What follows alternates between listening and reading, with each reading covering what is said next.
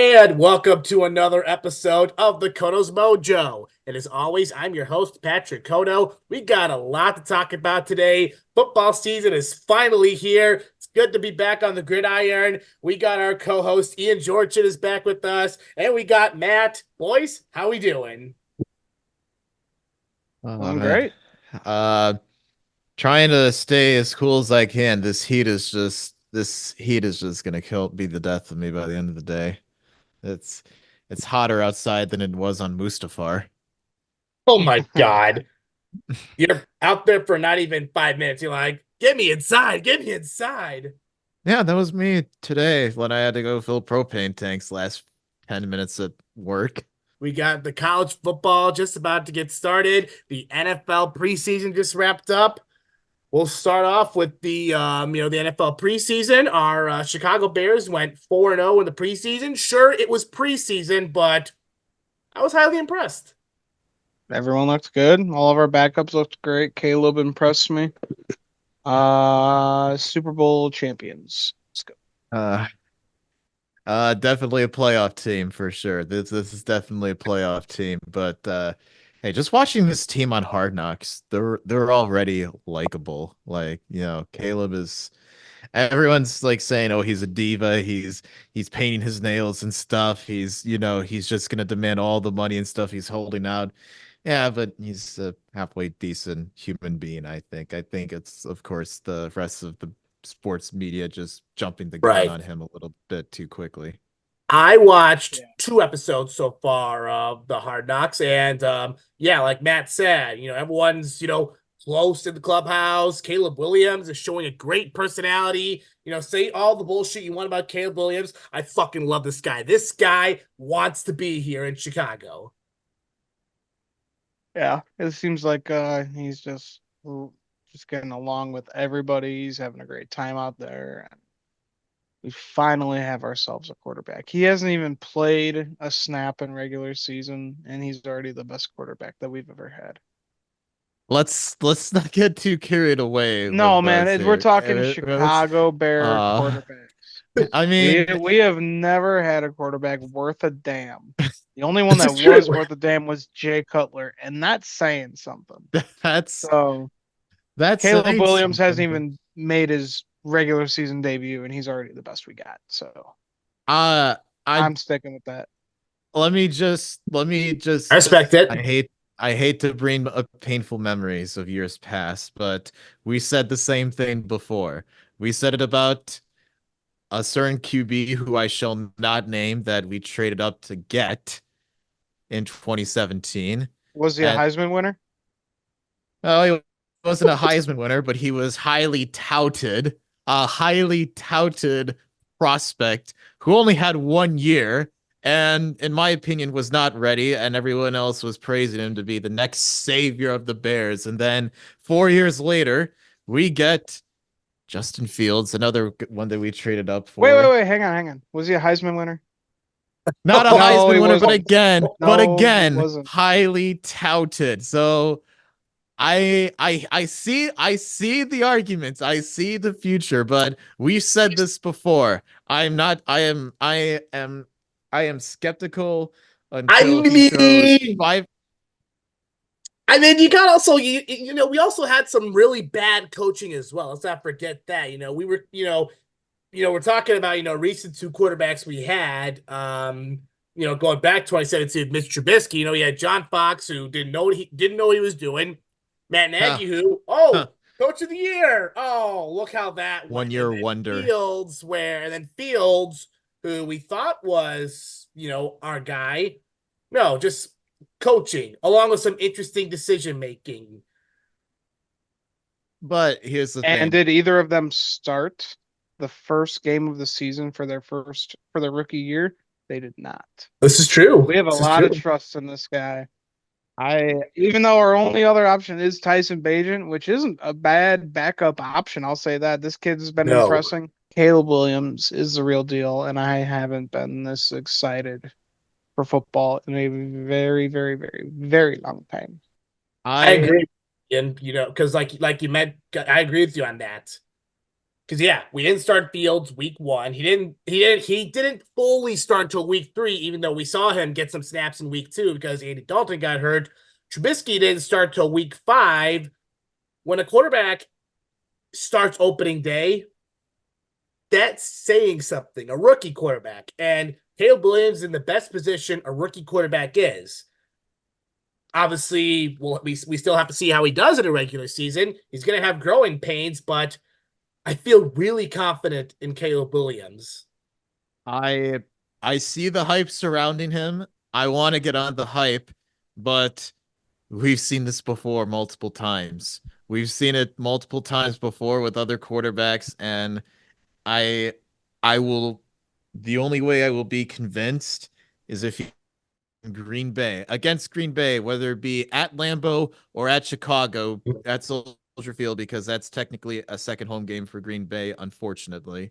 And if that happened, Yep. and if he throws over 400 yards and at least 4 to 5 touchdowns, then I will crown him the next savior of Green Bay. I want that to happen. You mean of I want Chicago? Chicago. Sorry, next savior of Chicago. Sorry, I got word vomit there, but yeah, I said it before. I see the hype, but I'm just reminded of past trauma, and I, I gotta be Man, you're living convinced. like a Cowboys fan. You're living in the past. Oh, Time to look hey, for the future. hey, unlike a Cowboys fan, I'm humble. I am very humble and knows You'll when rarely not to see talk any smack about humble my team. Cowboys fans. You rarely do. I know Right. of some actually, but you rarely see humble Cowboys fans, but I've seen a few of them. As a Bears fan, there's reasons to be excited. Yeah. Yeah. I I can mean, name 53 reasons. I will give them this. He is walking into the best situation that a first overall pick could ever ask for. Because, I mean, as a first round, let me just compare Joe Burrow first round pick back in 2020 to Caleb Williams. I mean, Joe Burrow had a horrible line. He had an aging AJ Green. He had a Joe Mixon who was good when healthy, Right. and he really didn't have a good cast of receivers around him, but they did draft T. Higgins that year. I mean, Caleb Williams, they've done all the work. You have DJ Moore, you have DeAndre Swift, you have Keenan Allen. You get Roma Dunze to go with him in the draft. And then alongside that, you have an average mid O line that's getting better and will get better, I feel, this year. You just gotta And pray to God for players like Tevin Jenkins to stay healthy because when he's healthy, he's a beast on that offensive line. yeah, they're a good group of well-rounded players. And then the defense, we've seen what Eberflus can do, and he's calling a defense in the second half of last year. He made them look pretty good by the end of the year.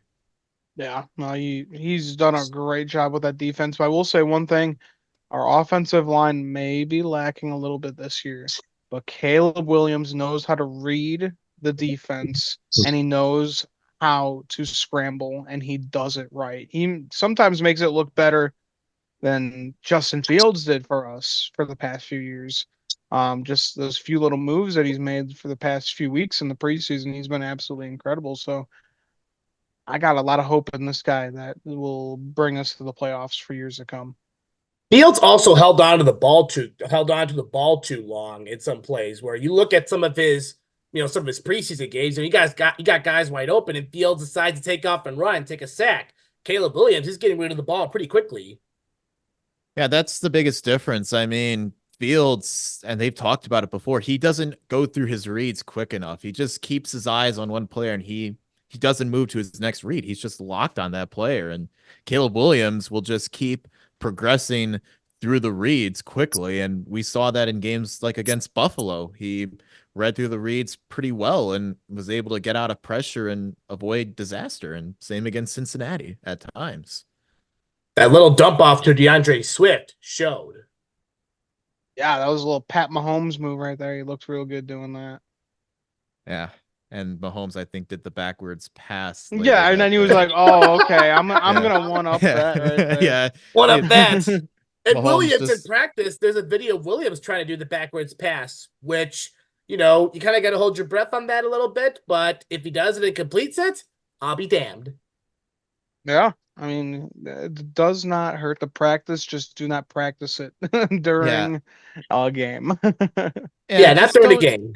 just focus on the old conventional traditional hard-nosed football. Don't try to get too cute with it on offense. We've seen Mahomes and the Chiefs at times get way too cute with the football, and it's costed them in a lot of situations. It may not have But I feel cost them like any that's what we Super need Bowls. a little bit, though, you know? I feel like Just that's what we really need because look at 2018.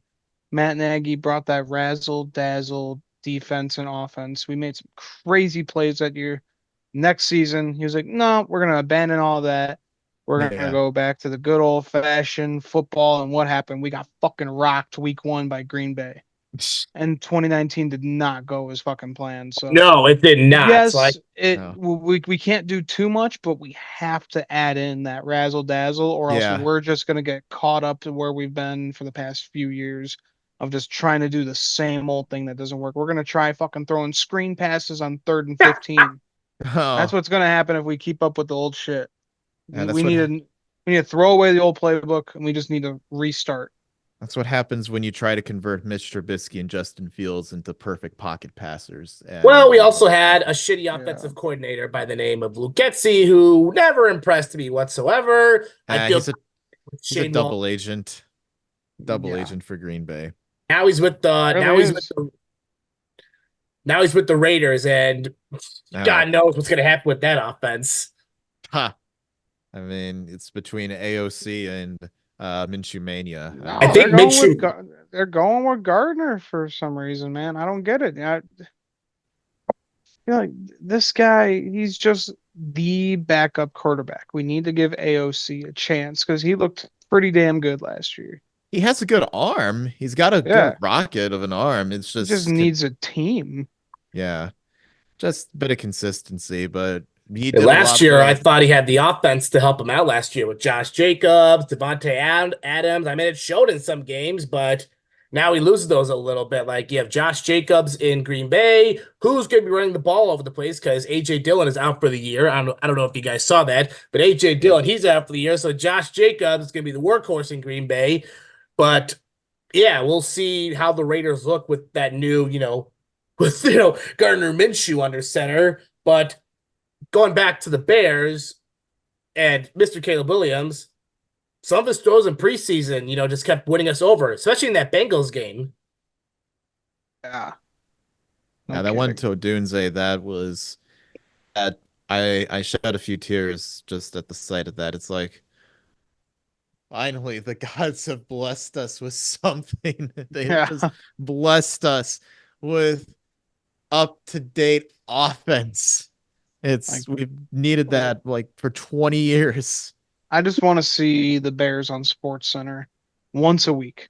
Some good highlight because we never ever get that. You never see like, oh, Yeah. Mitch Trubisky threw a deep pass in for a touchdown, 70 yards. You never got that before, and it's just so refreshing just to see this team play. It's like, holy shit, this is what football's like.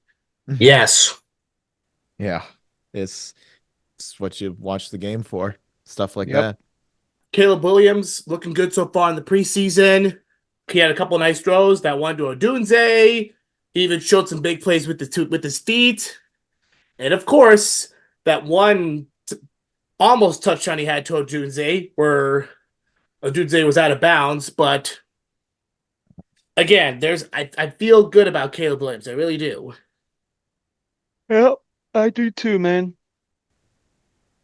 It's got to see how it does in the regular season, but I'm I'm ready. I'm just gonna see where the copium takes me. Exactly. And you know who another player that's also kind of slowly winning me back over? Slowly. Valus Jones. In the running game specifically. Oh. Yeah, let's not have him return any kicks. So he can run the ball for us all he wants. Dude's fast.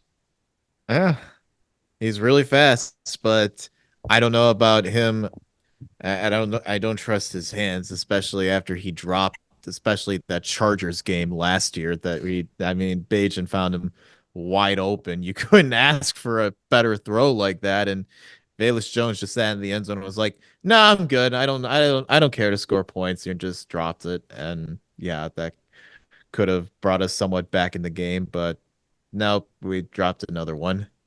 Yeah, I was Oh, pretty well. close. And then the other thing too about that game, about that Chargers game, he goes deep once and then and then he goes deep, completes a pass, and then they just don't want to do it again. I'm like, what the hell are you doing?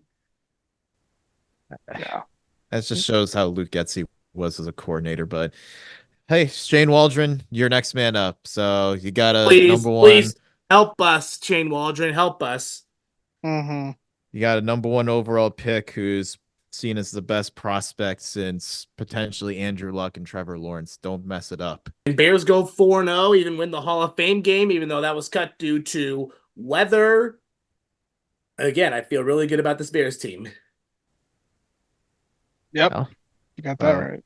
like 11 more days, I think. No, 9 more days till season starts. So, oh boy. I know, right? We'll be there. Ian and I will be there week one, getting set to go crazy for our Bears team. I'm in. Oh,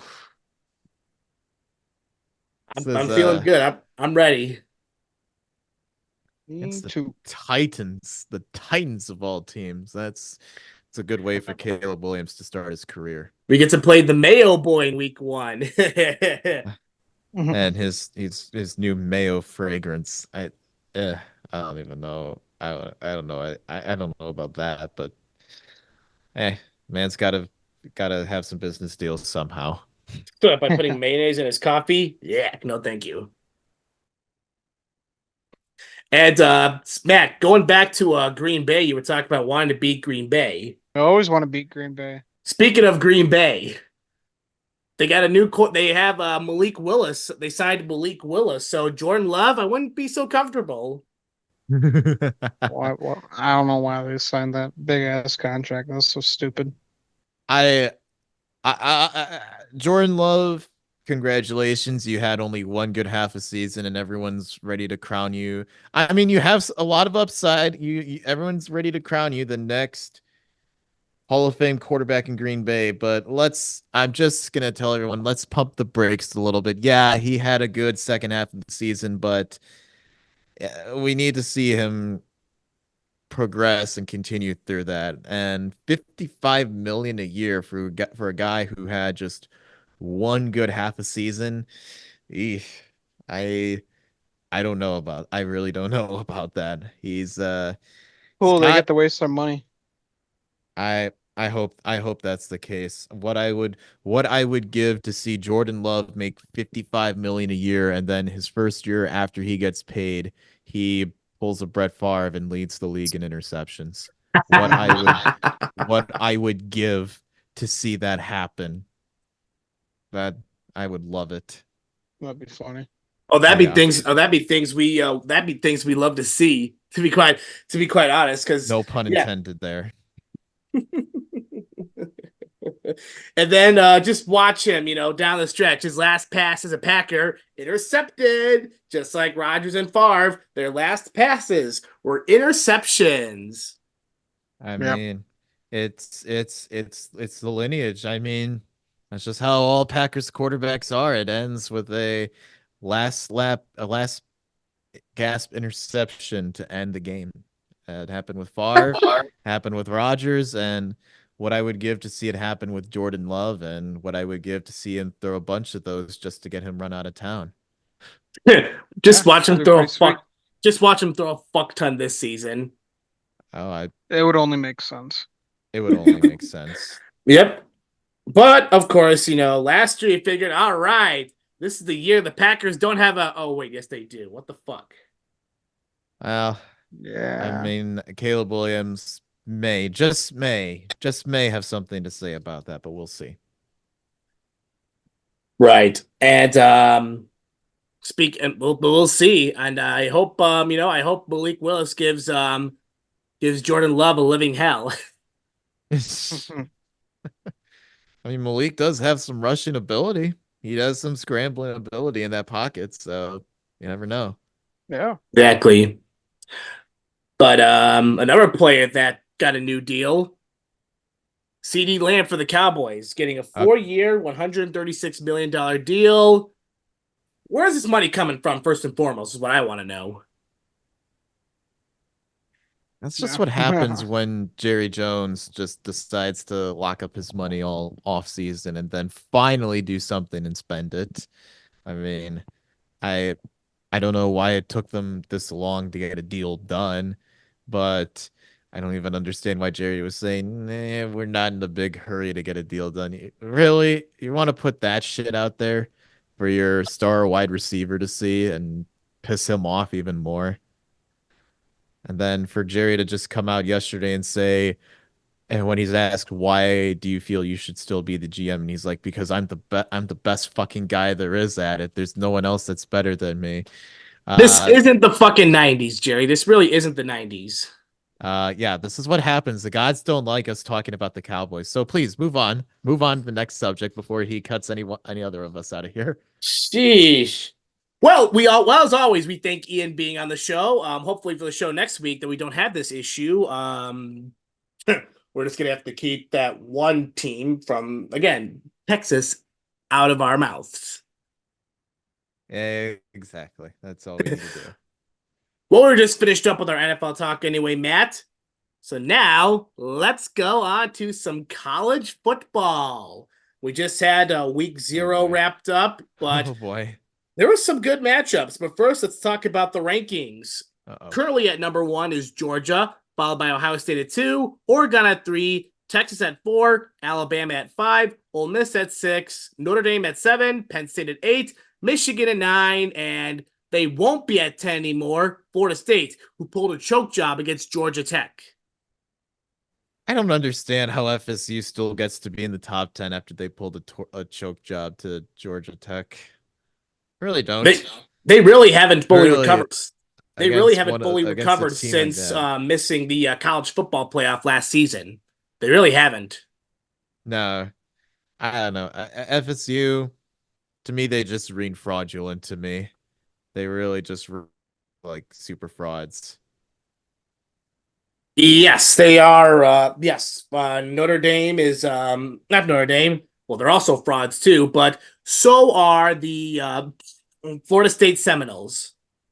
Yes, FSU, they just ring big frauds to me. Again, they choke away a much winnable game against Georgia Tech of all teams to kick the season off and lose on a game-winning field goal like that. I don't like how that season got started for It's them. the beauty of college football, though. It is. It really is. We get to laugh at FSU for a whole day on Saturday. Exactly. So yeah, Florida State is not that team this year, and I don't even see them making the college football playoff now after that loss. No, I really don't. I mean, one more loss and they're basically in the doghouse. It's like how Notre Dame was a couple years ago, got off to a real rough start. And yep, It's Notre Dame. yeah, it's Notre Dame. We don't care about them. We have to deal with enough of the Irish, anyways. Exactly. But yeah, no, I'm excited for the college football season to be here. We had some pretty good games this last Saturday as well. We had Florida State and Georgia Tech. We had Montana State, an FCS powerhouse, come back and beat New Mexico. All Can't right. quite can't quite say I'm surprised with that because there are some No. FCS schools that are serious powerhouses. In fact, Yeah. get a load of this. New Mexico paid Montana State 360 grand to play each other. That's insane. That's Yeah. Yeah, 360 yeah. grand. Montana State got the 360 grand. That's You know they're not gonna you know they're not gonna take the check and go. no. Oh, I mean, come on. You really think they're just gonna do something like that? They're just gonna stay to beat around New Mexico, and honestly, it was nice to see happen. So, Montana State, kudos to them. It's nice to see some of those smaller schools get the recognition that they deserve. Exactly. And for college football, Matt, I'm excited. I don't know how you feel about college football, but there's definitely going to be a lot of surprise teams out there. And I I think feel there's like definitely going to be some teams that we may not see coming that are going to be out there. I mean, don't count out Notre Dame. Obviously, we know they're don't flawed, count but out Nebraska. They had a strong offseason. yeah, Nebraska had a strong offseason. They have one of the better college football head coaches than Matt Rule coaching them this year. I mean, it's things are, and there's a lot of endless possibilities. I mean, I'm curious. I'm really curious to see how Colorado does with Prime in his second season. Don't be surprised to see North Dakota State beat them. Oh boy, that would be insane. But yeah, Deion Sanders saying he ain't making any friends amongst the college football ranks. He's No, not at all. Not at all. no, he ain't. And a lot of those guys didn't really like him getting the job at Colorado last year, and they ain't gonna still be too happy with him this season. So you never know. I'm just happy. I'm just happy that Nebraska is making a smart move at quarterback by starting the incoming freshman Dylan Raiola. Yeah. That's a good move. That's a good move. Nebraska's always had a bunch of quarterback issues for the longest time. Exactly. You get the number one prospect, and you should be starting him right away. There's no way in hell teams should get the number one prospect and not start him right away. Yeah. Start him, get those growing pains out of the way, and you'll be set for the next 2 to 3 seasons, depending how he develops and depending how what NFL scouts think of him. Yeah. I mean, they have at least set themselves up for 2 years of success, maybe three if he decides Yeah, to go 2 to 3 back to years of Nebraska. success, depending on how Rayola develops. Yeah. But Yeah, start him now, get those growing pains out of the way. exactly. But exciting to see him. It's a new era in Nebraska now. Exactly, and a new era for college football with the Big Ten or the Big 18, if you want to say. Yeah, that's the Big Eight. The Big Ten is just it's not you can't call it the Big Ten anymore. That name's not fitting for it. Same thing, same thing. And the SEC's got some new teams. Oh yeah. Yeah. I They got just some new just want to see anybody but Alabama win. That's all I'm gonna say. Yeah, I mean and as long as it's not Alabama or Georgia, I will make it. I mean, Bama, I mean, Nick Saban, that reign is over, thankfully, and Nick Saban's retired now, but You say I that I now, and still Alabama's gonna be good again.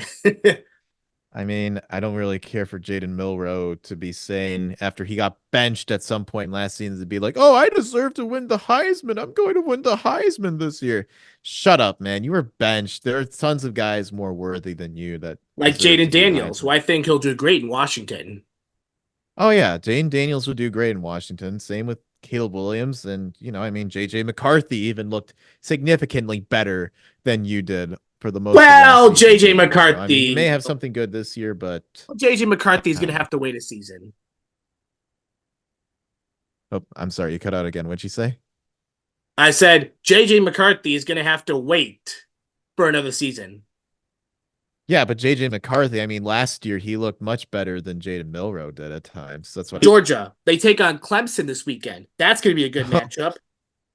That's a good one, but I I don't know. I Clemson, I think they're still on the decline. Yeah, Dabble Sweeney will be on his way out soon. No offense. Oh, I don't He, doubt that. I he, don't. he had a good run with the Tigers. He did, but Dabo, it's time to accept that all good things must come to an end. Yep. So I think Georgia will win that. Notre Dame takes on Texas A&M. That should be a good game. Go Aggies. Oh yeah, go Aggies. Just so we could We'd see a love to Notre see Dame him. L. And then USC takes on LSU. Ooh, I got my LSU somewhat biased because I was there living in Louisiana when Burrow won the title game back in 2019. So I'll be going with my go Tigers my whole way down there, Yeah. and hopefully we develop another good QB. LSU is that one team that nobody should sleep on either. No, Swear to no, God, they are that team very gets no underrated. love. No, they never do. I mean, they are constantly under the radar, I feel a lot. And they have a lot of, they just have like maybe one or two losses that go against them that keep them from really contending during the season. Which is why we all should be grateful for the college football playoff. Exactly. Exactly. The But 12, that's why the 12-team college football playoff is yeah, clutch. yes, exactly. And I definitely And think they should have LSU. installed it a while ago. Yeah, they should have just done it You should have longer done ago. maybe a couple years with the four. You should have done a couple years with the 14 playoff, and people should realize, oh yeah, maybe we should, expand this and give other teams opportunities. Yeah, It just would make the college football playoff more interesting. Sure, there are teams that are in there that we don't like, but oh yeah. more interesting with the 12-team playoffs, and that's why I'm super excited for college football this year. Not just because it's back, but the 12-team Yeah. playoff. Exactly, exactly. And you get teams that are somewhat more underachieving, but have been really decent that deserve to be in there. I mean, LSU is obviously one of them, I feel. Same with I could see Clemson being another one there too. They're still Clemson's not what it was, but they're still like top 15. They're Yeah, still well, decent. we'll take a look at the rankings right now. Obviously, Florida State's not going to be in there because the No. rankings haven't updated yet, but Georgia is for sure a playoff team. So is Ohio State, Oregon, Texas, Alabama, Ole Miss, Notre Dame, no. Penn State, yes. Michigan, yes. Mizzou, yes. Utah, yes. LSU, yes. And Tennessee. Oh, I mean, I can definitely see all those guys being the playoff teams there, all those teams. And it just depends again how we see them do come playoff time in December and January. I mean, it's nice to see them expanded a bit more, but we get all this created drama, this created tension with a whole bunch of other teams coming in, and you love to see it. Right. I'm excited to see what happens. Exactly. So am I'm I. happy that it's back, though. I'm excited. Uh-huh. Yep. So am I. Who do you see as a potential sleeper team this year? I mean, I can still see like LSU doing pretty good. I mean, I could really see Texas making some moves though with Quinn Ewers there. He's looking very good. I have nothing against Texas. I mean, they're Oh in the yeah. SEC. Anybody that beats Alabama, I'll take Yeah, I will definitely take them. And last year, Texas, they did beat Alabama with Quinn Ewers starting. So at their we love to see. place at Alabama. That was Yeah, awesome to see. that was very nice to see, and nice to see Nick Saban run off the field and yeah, not really shake hands or anything. He Hmm. was done. He was ready to be done. Oh yeah, he was just you could tell he was ready to be out the Yep. door by then, but yeah, he's out the door, thankfully. Oh yeah. Well, Matt, that'll do it for our football segment. Now let's hit the racetrack and recap Daytona and preview Darlington. Oh boy. Oh boy. We'll That's just cut. We'll just cut to the chase and stuff. Daytona, the big ones obviously happened. Austin Hill got involved, and it right away. Other wrecks happened, and Ryan Truex gets a win, yeah. which I was happy to see. Yeah. Hey, Ryan Truex, an underrated driver. We talked about it on our show yesterday, Cotobach Pit Stop. Ryan Truex deserves a ride, and hey, he put on a heck of a show late in the race at Daytona on Friday night, and I'm really excited to see. I'd love to see him drive a Gibbs car for next year in Xfinity. He deserves it. He's I run hope. so good. I hope so too. Sheldon Creed's going to be out of the Gibbs car after this year, so there's a good opportunity that we could see Yeah, another Truex at Gibbs. very good Because opportunity. Martin's going to be gone after this year, and if Ryan Truex continues to succeed, I mean, it's a Yeah, long shot, but yeah, it kid's could got happen. talent. A Truex for a Truex. I mean, that's basically what it is. We just need this Well, we'll Truex to see have. how Chase Briscoe does in the 19 car. Yeah, I'm not fully sold on Chase Briscoe just yet, but I'm not I'm either. I'm not fully sold yet, but if he does well in that 19 car, okay, then I'll take it for what it is. But if he struggles somewhat and Ryan Trix gets offered a call at Gibbs to drive an Xfinity next season, I'd love to see him be a potential candidate in that car. He Oh, deserves don't it. we all? Saturday, we saw a lot of big ones, resulting in a Harrison Burton win. Holy shit. Imagine saying that on the start of the season in 2024. Harrison Burton winning a race. I'm That's sure there was somebody that put a major bet down saying Harrison Burton was going to win a cup race. oh yeah. I mean, you look at DraftKings. or BetMGM for like NASCAR. Yeah, Somebody made. somebody was feeling very, very, very lucky, and I'm I'm curious to see how that goes. Yeah, for sure. I mean, and we were talking about before the show as well. They eliminated the top 30. Yeah.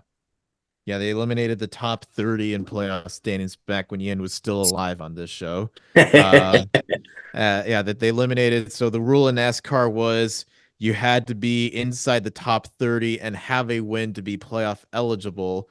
But starting this year, they just did away with that. And they were like, okay, boys, just race. If you finish first, you get into the playoffs no matter what in the No. race. And no, I mean, Harrison Burn came in dead last in points among drivers full drivers who had started every race or attempted to start every race this year, and he Right. still won a race. He wanted fair and square. I'm not taking anything away from him for the win, but Right. for him to automatically be qualified for the playoffs because Who's likely going to be a first round exit. there's no doubt he's going to be a first round exit after this year. There's no doubt he'll be eliminated at the end of the first round. I'm not taking anything away from him. I know he had a great race on Saturday night. He deserved that win. He went toe to toe with one of the best in this business in Kyle Busch, but he has no business being in the playoffs. Just like Austin Dillon has no business being in the playoffs in that 3 car with the Well, stuff he did. thankfully that playoff eligibility went bye-bye for AD. Yeah, thank God NASCAR actually did something right and took that playoff eligibility away from him because he did not deserve it. But yeah, I don't agree. I again, this is nothing against Harrison Burn. He won the race fair and square, but He won it fair and square. He didn't try to murder anyone. He raced yeah, great, yes, he but you're did. not a playoff driver. No, I mean, you saved yourself a little bit because some more team owners are going to be looking at you starting, at the end towards the end of this season and wanting you to drive some of their cars. I think more like an Xfinity or truck, but I mean, you're not a you're just gonna you're just wasting away a playoff spot with your Penske cohorts. Right. And honestly, yeah, he's gonna be a first round exit. No doubt. No doubt. Like you just gotta, admit it that he's gonna be a first round exit. Yeah, I mean, it doesn't take a rocket scientist to tell you that. It's Now just there are that's some drivers that deserve to be in to have one win this season. yeah. Harrison Burton's not one of them. Yeah. I mean, Daniel Suarez, you can definitely make the argument he got lucky with his win, but he's still a more consistent driver. He I was deserves gonna to say, if you be had to in choose it. between Harrison Burton or Daniel Suarez all day. Oh yeah, I mean, Suarez is a much better driver than Harrison Burton is. Austin Cindric, another one too, got lucky with his win, I but feel like drivers like Bubba Wallace and Ross Chastain deserve to be in the playoff.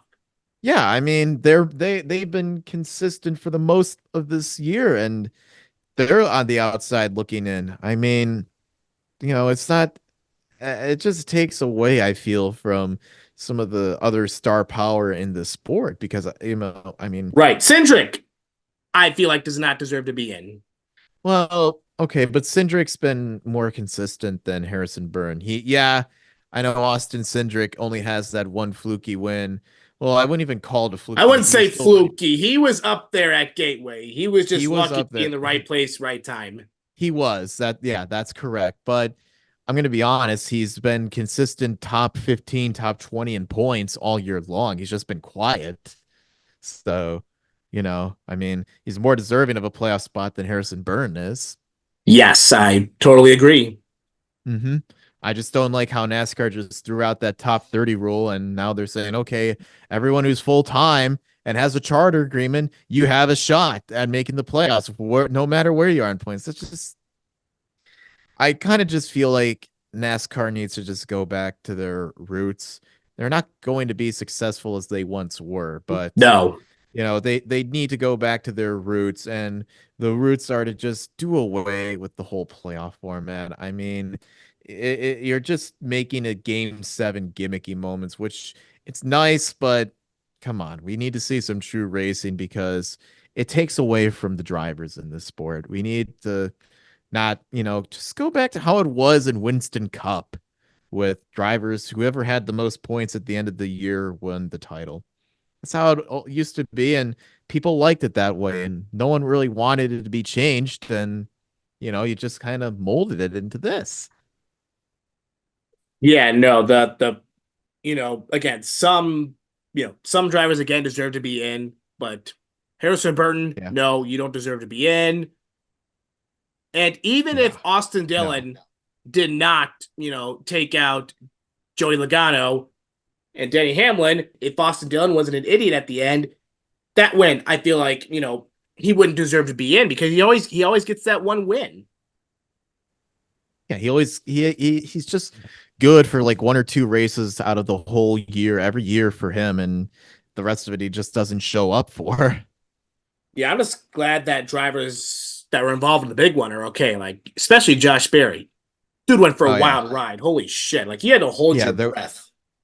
there were a lot of big ones at Daytona on Saturday night. I mean, it was just insane the amount of carnage. But hey, again, it opened the door for some drivers that we don't really talk about to be up there I battling was for the happy lead, to and see especially. Jeff Burton go crazy.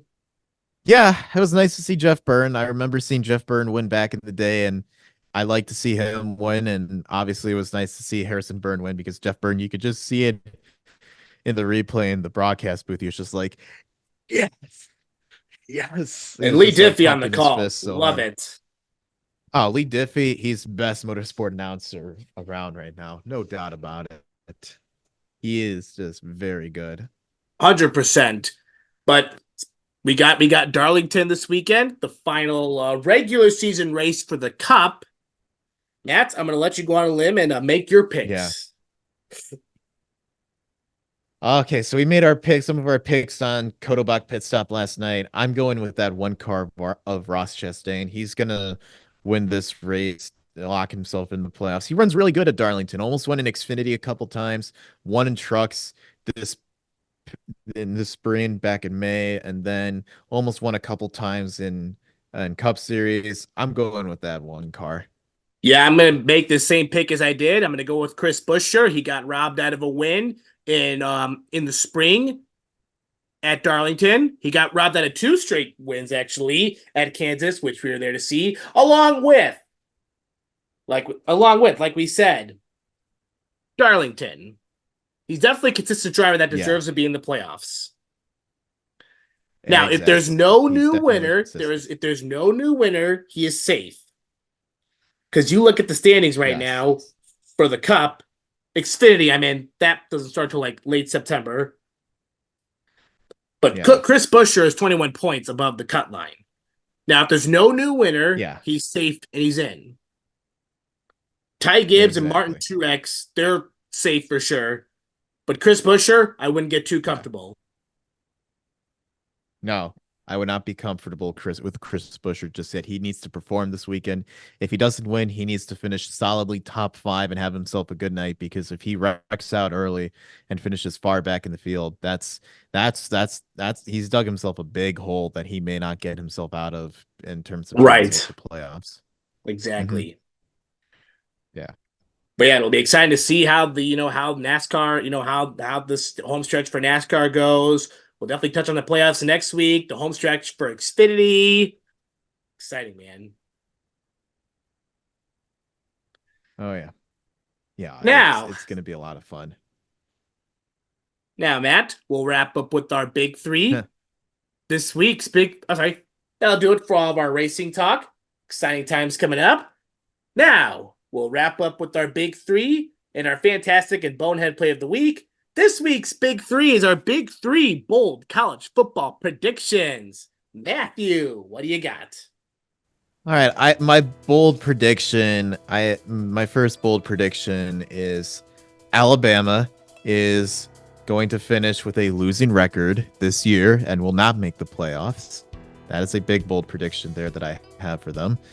My second bold prediction is Georgia will not make it again as a championship title threat, just like they were last year.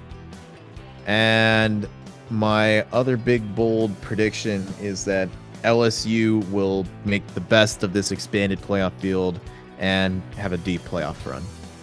Those are great picks, Matt. I love it. We'll go to my big three bold predictions. My first one, Nebraska will finish the season ranked. Oh, that's a big prediction. They need A some. lot of people are saying they're going to start off undefeated, 7-0 before Ohio State. Dylan Raiola is going to go off. I'm going to play it safe and say they will finish ranked. That's At what spot? What spot? I don't know, but I'm going to say they're going to finish ranked. Even if it's 25, I'll be happy with it. Hey, I'll say they will finish ranked. A ranked position is a ranked position. Exactly. My next one, you're going to love this one. Oregon quarterback Dylan Gabriel will win the Heisman. Oh, that's a bold one there too. This Oregon offense is loaded. They're in the Big Ten. I could actually see him succeeding and Oregon possibly winning the Big Ten. Hey, you never know. It could happen. Could very well happen. Exactly. And my third one, Tennessee will be a playoff dark horse. Tennessee's been somewhat back and forth. They had a good year a couple years ago with Hendon Hooker and Jalen Hyatt, but kind of fell down to earth a little bit last year. But I really like this Tennessee team this year. Hey, the Volunteers may volunteer themselves for another playoff spot if they keep it up like this. Yeah, Rocky Top. Do not sleep on Rocky Top this year. No, you can't. All right, Matt. Well, that'll do it for our big three. Now let's wrap up with our Fantastic and Bonehead play of the week. Matt, I'll let you go first. Okay, so my fantastic play of the week, I'm actually going to go in racing, and that is Parker Retzlaff and Harrison Byrne working together. And that was cool to showing see. A David versus Goliath moment, yeah, and overtaking one of the best to do it in this sport in Kyle Busch to win at Daytona. That was impressive right there. And my bonehead play of the week, I know this wasn't from this week, but I'm honestly just going to say it just because it's very recent, is Daniel Jones in the end zone, getting sacked, and instead of taking the safety, just pulls a Carson Wentz, throws the ball, and it ends up being a pick six. So I don't really have much hope for the Giants and Daniel Jones this season, and it's going to be a long. Malik Neighbors, I pray for you because it's going to be a tough rookie season. I 100% agree with you. And Daniel Jones, he's someone who's been terrible in his practices, as you have seen those videos. Exactly. And I don't really have too much expectations for the $40 million man this year. I don't even know why he, got that much money. I don't even know why he's still in the NFL. Oh, because the Giants were just wowed by one playoff game he had, and we're like, here, just take $40 million. We don't care if Saquon's gone. We'll gladly pay you around. Like, really? Yeah, Giants are in trouble without Saquon Barkley. Yeah, they definitely. Because he carried that team. Yeah, he carried that offense quite a bit. So I pray for Malik Neighbors because he just has one more year until he gets a real quarterback. Exactly. Those are some good picks, Matt. Let's go on to my Fantastic and Bonehead play of the week.